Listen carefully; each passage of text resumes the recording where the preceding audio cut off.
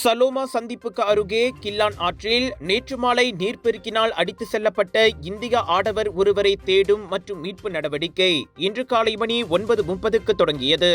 ஒரு பாலத்திற்கு அருகே குழாய் மேம்படுத்தும் பணியில் ஈடுபட்டிருந்த அந்த ஆடவர் நேற்று மாலை 5:30 மணியளவில் தனது வாகனத்தை வெளியேற்ற விரும்பிய போது வெள்ளத்தில் அடித்து செல்லப்பட்டதாக கோலாலம்பூர் தீயணைப்பு மற்றும் மீட்புத்துறையின் நடவடிக்கை மையம் தெரிவித்தது.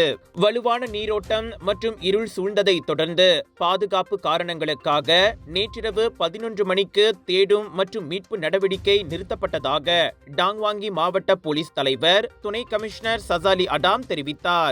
பாலத்தின் அடியில் மொத்தம் 13 பேர் இருந்தனர். அந்த பகுதியில் நீர்மட்டம் உயர்ந்ததை தொடர்ந்து அவர்களால் அங்கிருந்து வெளியேற முடியவில்லை. எனினும் பாதிக்கப்பட்டவர்களில் குழாய் பழுது பார்க்கும் பணியில் ஈடுபட்டிருந்த 12 பேரும் மேலும் உள்நாட்டை சேர்ந்த ஒருவரும் மீட்கப்பட்டனர். காணாமல் போன மற்றொரு ஊழியர் இன்னும் கண்டுபிடிக்கப்படவில்லை. போலீஸ், தீயணைப்புத்துறை மற்றும் இதர நிறுவனங்களை கொண்ட தேடும் மற்றும் மீட்பு குழு தனது பணியை இன்று காலையில் தொடங்கியது. முன்னதாக சலோமா சந்திப்பு அருகே வெள்ளத்தில் அடித்து செல்லப்பட்ட ஒருவர் நீரில் மூழ்கி இறந்திருக்கலாம் என அஞ்சப்படுவதாக ஊடகங்கள் இதற்கு முன் செய்தி வெளியிட்டன. சம்பவம் நடந்த நேரத்தில் அந்த இடத்தில் 13 தொழிலாளர்கள் பணியில் இருந்ததாகவும் அவர்களில் 7 இந்தோனேசியர்கள், 4 வங்கதேசத்தினர் மற்றும் உள்நாட்டை சேர்ந்த ஒருவர் உட்பட 12 பேர் மீட்கப்பட்டதாக கூறப்பட்டது.